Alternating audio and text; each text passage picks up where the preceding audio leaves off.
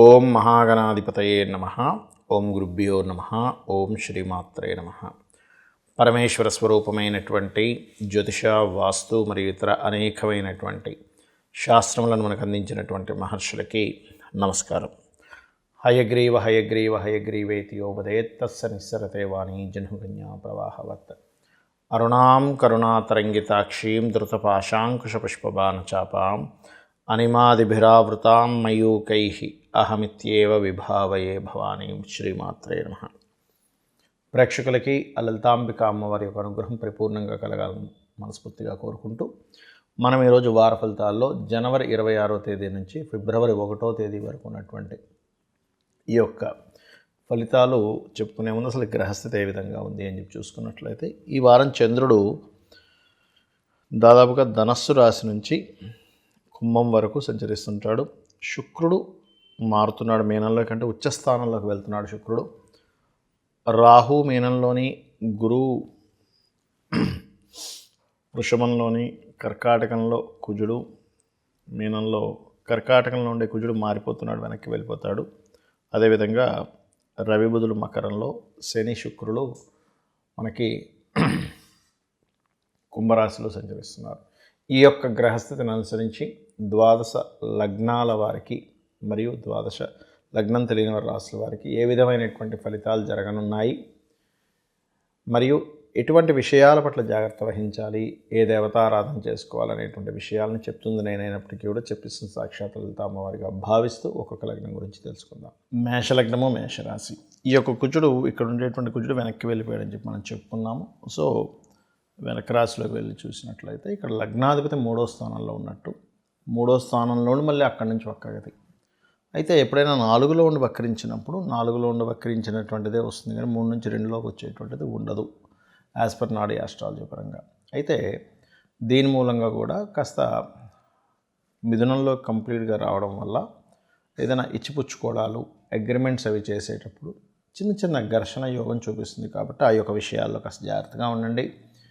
ఫైనాన్షియల్గా చూసుకున్నట్లయితే import export business చేసేటువంటి వారికి ఆన్లైన్స్లో చేసే బిజినెస్లు కొన్ని ఉంటాయి. అలాంటి ప్యాకెట్లు, లేకపోతే ఈ రకరకాల షేర్ మార్కెట్లు ఇట్లాంటివి కాదు, క్రిప్టో కరెన్సీ ఇట్లాంటివి కాదు, క్రిప్టోలు ఇలాంటివి కాకుండా ఆన్లైన్లో ఏదైనా ప్రోడక్ట్ అమ్మడం ఇట్లాంటి వాటిల్లో చాలా బాగుంటుంది. అయితే ఈ వారం మనకి చంద్రుడు 26వ తేదీలో ధనస్సులో ప్రారంభమై కుంభం వరకు సంచరిస్తుంటాడు. కాబట్టి ఈ యొక్క గ్రహస్థితికి పర్టికులర్గా ఏంటంటే ఇది మీకు ఇచ్చేటువంటి రిజల్ట్, విదేశాలకు వెళ్ళాలని ఎవరైతే ఎక్కువగా ప్రయత్నం చేస్తుంటారో, లేదా ఏదైనా ప్రాపర్టీ తీసుకోవాలని ప్రయత్నం చేస్తుంటారో వాళ్ళకి ఖచ్చితమైనటువంటి అనుకూలమైనటువంటి స్థితిని ఇస్తుంటుంది. అదేవిధంగా పంచమాధిపతి, క్రియేటివ్ కారకుడు, గవర్నమెంట్ కారకుడు అయినటువంటి రవి భగవానుడు మీకు దశమ స్థానంలో ఉన్నందుకు మెడికల్ రిలేటెడ్ లేదా క్రియేటివ్ రిలేటెడ్, అదేవిధంగా గవర్నమెంట్ రిలేటెడ్ జాబ్స్ కోసం ప్రయత్నం చేసేటువంటి వారికి ఆ యొక్క యోగం బలంగా ఉంది అని చెప్పుకోవచ్చు. బికాజ్ ఆఫ్ దశమ స్థానంలో ఎప్పుడైతే రవి యొక్క సంచారం జరుగుతుందో. అలాగే కాస్త అప్పులు ఇవ్వడము, తీసుకునేటువంటి విషయాల్లో కాస్త జాగ్రత్తగా ఉండండి. వివాహం కోసం ప్రయత్నం చేసేటువంటి వారికి వివాహ ప్రయత్నాలు సఫలీకృతం అయ్యేటువంటి యోగం ప్రస్తుతం నడుస్తుంది. అదేవిధంగా గమనించుకున్నట్లయితే ఇక్కడ ఈ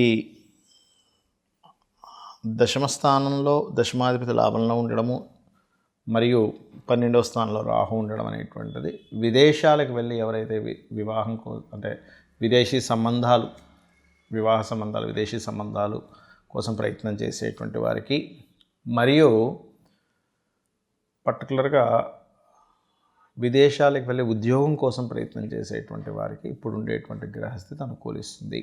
సంతానం విషయంలోని చిన్న చిన్న రాజకీయ సంబంధించినటువంటి అంశాల్లో చిన్న చిన్న మార్పులు, కొంత స్ట్రెస్ అనేటువంటిది బలంగా చూపిస్తుంది. ఇక మీరు చేయవలసినటువంటి దేవతా ఆరాధన ఏమిటి అని చెప్పి చూసుకున్నట్లయితే ఇక్కడ సూర్య ఆరాధన, సూర్య భగవాను చూస్తూ విష్ణు సహస్రనామాలు చదవడము, ఇవి కనుక చేసినట్లయితే ఏదైతే మీకు 6వ స్థానంలో ఉండేటువంటి కేతువు యొక్క ప్రభావం, సహజంగా 6లో కేతువు మంచివాడు అనేటువంటి డౌట్ లేదు, కానీ ఈ లగ్నానికి పూర్వజన్మ కర్మస్థానం అవుతుంది. అది పూర్వజన్మ కర్మస్థానంలో కేతు ఉండడం అనేటువంటిది కొన్ని ఆటంకాలు కలుగుతున్నటువంటివి. ఎవరైతే గణపతి ఆరాధన, సూర్య ఆరాధన చేస్తూ ఉంటారో మేషలగ్నం వారు, వారికి రుణ రోగ శత్రు సంబంధించినటువంటి దోషం కూడా తగ్గుతుంది. నవగ్రహాల్లో కేతుగ్రహం దగ్గర మరియు శని భగవానుడి దగ్గర దీపారాధన చేయండి, అన్ని విధాలా బాగుంటుంది. మనకిప్పుడు కుంభమేళా జరుగుతుంది. చాలామంది అడుగుతున్నది ఏంటంటే కుంభమేళాకు వెళ్ళి అక్కడ ఏ రాశి వారు ఏ దానం ఇచ్చుకుంటే మంచిది అనేటువంటిది అడగడం జరుగుతుంది. అయితే నేను ఏంటంటే రాశి కంటే లగ్నానికి ఎక్కువ ప్రాధాన్యత ఇస్తాను కాబట్టి ముందు లగ్నపరంగా చూసుకోండి. లగ్నం తెలియదు అనుకునేటువంటి రాశులు చూసుకోవచ్చు. ఇక్కడ పర్టికులర్గా పూర్వజన్మ కర్మ తొలగించుకోవాలంటే మేషం నుంచి మీనం వరకు తీసుకున్నట్లయితే మేషం వారు ప్రధానంగా ఉలవలు, పెసలు, నువ్వులు ఈ మూడు అక్కడ ఉండేటువంటి ప్రదేశంలో ఇప్పుడు చూడ మనకి పితృతర్పణాలు, పితృ సంబంధించిన చేయించుకోవడానికి కూడా అక్కడికి ప్రయాగరాజ్ కానీ లేనట్లయితే మనకి ఏదైతే కాశీ కానీ గయ కానీ వెళ్తూ ఉంటారు. అక్కడ ఈ ఉలవలు, పెసలు, నువ్వులు మేషం వారు ఇస్తే మంచిది. ఇక వృషభం వారు కనుక చూసుకున్నట్లయితే బొబ్బర్లు దానంగా ఇవ్వాలి మరియు శనగలు దానంగా ఇవ్వాలి, గుర్తుపెట్టుకోండి. ఇక మిథున లగ్నం వారు, మిథున రాశి వారు కనుక చూసుకున్నట్లయితే ముఖ్యంగా కందులు దానంగా ఇవ్వాలి. ఇప్పుడు అది కాకుండా ఇప్పుడు ప్రస్తుతం మిథునంలో కుజుడి యొక్క సంచారం జరుగుతుంది. అలాగే కర్కాటకం వారు కనుక చూసుకున్నట్లయితే శనగలు మరియు బొబ్బర్లు దానంగా ఇస్తే మంచిది. సింహలగ్నం వారికి కనుక చూసుకున్నట్లయితే ప్రస్తుతం ఉన్నటువంటి గ్రహస్థితి రీత్యా రవికి సంబంధించింది కూడా ఇవ్వాలి. కాకపోతే బుధ, శని సంబంధించినవి అంటే పెసలు మరియు నువ్వులు దానం ఇస్తే చాలా మంచిది. దీనివల్ల ఏమవుతుందంటే పూర్వజన్మ కర్మ సంబంధించిన దోషాలు తగ్గుతాయి. ఇప్పుడు ఉండేటువంటి కుంభమేళా మనకి ఎలాగైతే జరుగుతుందో దానికి సంబంధంగా చూసుకుంటే, అదేవిధంగా కన్యవారికి కనుక చూసుకున్నట్లయితే ఎక్కువగా బియ్యము, నువ్వులు దానం ఇస్తే చాలా మంచిది. అదేవిధంగా తులాలగ్నం వారికి కనుక చూసుకున్నట్లయితే మినుములు, శనగలు మరియు గోధుమలు దానం ఇస్తే చాలా మంచిది. అలాగే వృశ్చికం వారికి కనుక చూసుకున్నట్లయితే పెసలు, ఉలవలు, కందులు దానం ఇస్తే చాలా చాలా మంచిది. అలాగే ధనస్సు వారికి కనుక చూసుకున్నట్లయితే శనగలు మరియు బొబ్బర్లు దానంగా ఇవ్వండి కుంభమేళాలో. ఒకవేళ కుంభమేళాలో కుదరలేదు, ఏమండి మేము ఇంకెక్కడైనా బయటకు ఇవ్వచ్చా అంటే ఇవ్వచ్చు, పురోహితుడికి ఇవ్వచ్చు, అందులో ఎటువంటి సందేహం లేదు. ఇది పర్టికులర్గా మీకు అక్కడ ఇచ్చినట్లయితే మరింత ఎక్కువ ఫలితం వస్తుంది. అలాగే మకరం వారికి కనుక చూసుకున్నట్లయితే ఇక్కడ కందులు దానంగా ఇవ్వడం చాలా ప్రధానము మరియు పెసలు దానంగా ఇవ్వడం మంచిది. ఇక కుంభం వారికి కనుక చూసుకున్నట్లయితే బియ్యము మరియు శనగలు దానంగా ఇవ్వాలి. మీనలగ్నం వారు, మీన రాశి వారికి కనుక చూసుకున్నట్లయితే గోధుమలు, తెల్ల నువ్వులు దానంగా ఇవ్వండి. అయితే ఇక్కడ నేను మీకు ఒక విషయం చెప్తున్నాను.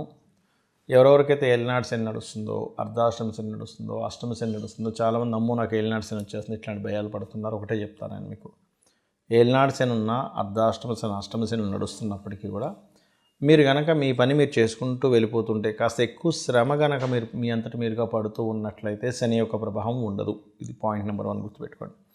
అలాగే ప్రతి విషయం మనకి లైఫ్లో ఏది జరుగుతున్నా సరే శని జరుగుతుంది అందుకే ఇట్లా అవుతుందేమో, కాలసర్ప దోషం ఉన్నందుకే అలా అవుతుందేమో అనుకోకుండా పర్టికులర్గా మీ జన్మజాతకంలో ఏ మహాదశ నడుస్తుంది, గోచారం ఎక్కడెక్కడ సంచరిస్తుంది, ప్రజెంట్ చిన్న మనకి షార్ట్గా తిరిగేటువంటి అంటే రవి, చంద్ర, బుధ, శుక్ర, కుజ గ్రహాలు మనకి 25 రోజులకి, 2.5 రోజులకి, 45 రోజులకి, నెల రోజులకి మారుతూ ఉంటాయి. దాంతోపాటు రాహుకేతులు సంవత్సరంన్నరకు మారుతూ ఉంటాయి. గురువు సంవత్సరానికి మారుతూ ఉంటాడు. శని 2.5 సంవత్సరాలు మారుతూ ఉంటాడు. ఈ గ్రహాలు ఎక్కడెక్కడ ఏ విధంగా సంచరిస్తున్నాయి, వాటి మూలంగా కలిగేటువంటి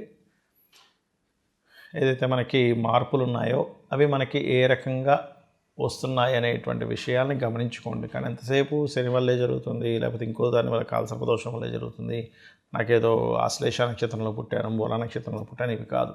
గుర్తుపెట్టుకోండి.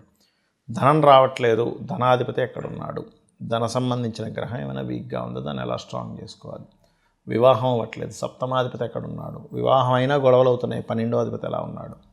విద్య రావట్లేదు, 4వ అధిపతి ఎలా ఉన్నాడు, అంటే 4వ స్థానాధిపతి స్ట్రాంగ్గా ఉన్నాడా, వీక్గా ఉన్నాడా. అలాగే మరొకటి ఏంటంటే ఇక్కడ ఉద్యోగం రావట్లేదు, దశమాధిపతి శని ఎలా ఉన్నాడు. ఉద్యోగం రావట్లేదు, చక్కగా లలితాసహస్రనామాల్లో ఓం శ్రీమాతా శ్రీ మహారాజ్ని శ్రీమత్ సింహాసనేశ్వరియే నమః లేదా ఓం మాణిక్య మకుటాకార జానద్వయ విరాజితాయ నమః చేసుకోండి. లేదంటే అప్పులు ఎక్కువగా ఉన్నాయి, ఓం అపర్ణాయ నమః అని చేసుకోవచ్చు. లేదు వివాహం అవ్వట్లేదు, ఓం కామేశబద్ధ మాంగళ్య సూత్ర శోభిత కందరాయ నమః. వివాహమైన డిస్టర్బెన్సెస్ వస్తున్నాయి, ఓం శివ కామేశ్వరాంకస్త శివాస్వాధీన వల్లభాయ నమః. ఎందుకంటే శాస్త్రం మనకున్నది భయపెట్టడానికో భయపడడానికో కాదు. రూట్ తెలుసుకొని దాని చిన్న చిన్న